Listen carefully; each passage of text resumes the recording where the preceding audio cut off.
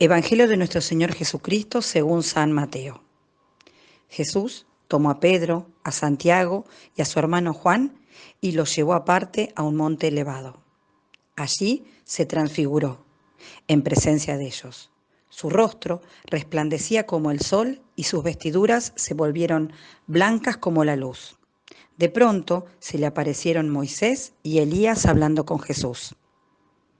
Pedro dijo a Jesús: Señor, qué bien, estamos aquí. Si quieres, levantaré aquí mismo 3 carpas, una para ti, otra para Moisés y otra para Elías.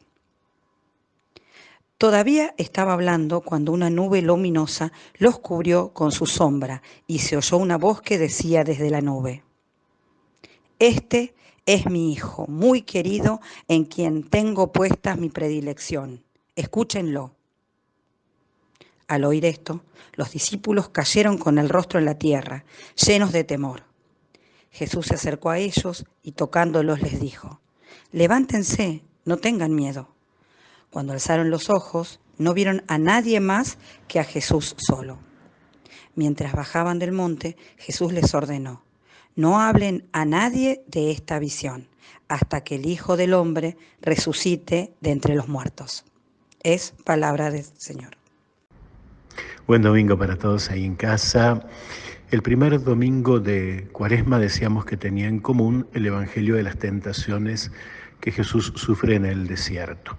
Este segundo domingo también tiene en común para todos los ciclos la escena de la transfiguración de Jesús en el monte. Acompañado de Pedro, de Santiago y de Juan, sube y allí se transfigura, como dice el texto, cambió su realidad, su aspecto, y dejó ver su gloria. De alguna manera les está adelantando lo que ha de ocurrir en la resurrección.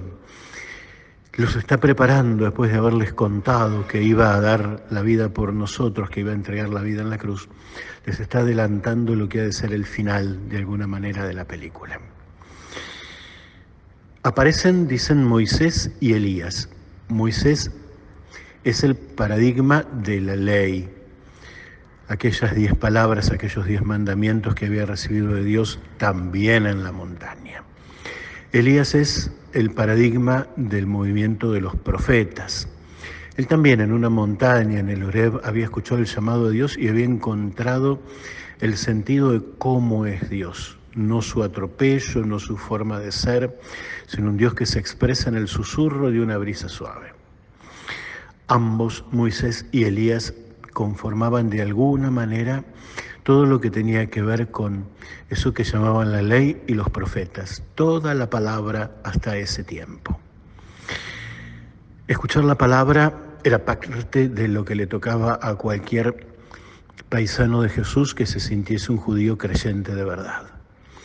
Pero además, cada día, al comenzar el día y en otros momentos, hacían esa oración que se llama Shema, y Shema significa eso: escucha, así empieza la oración.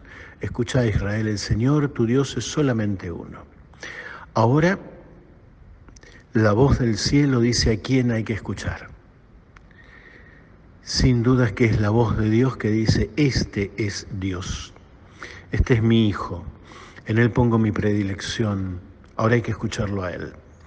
Para Pedro, para Santiago y para Juan no solo debió ser ese momento muy difícil, sino después ya en la primera iglesia debió ser muy difícil cambiar la mentalidad para contarle a otros pueblos y a otras culturas a quién había que escuchar de verdad.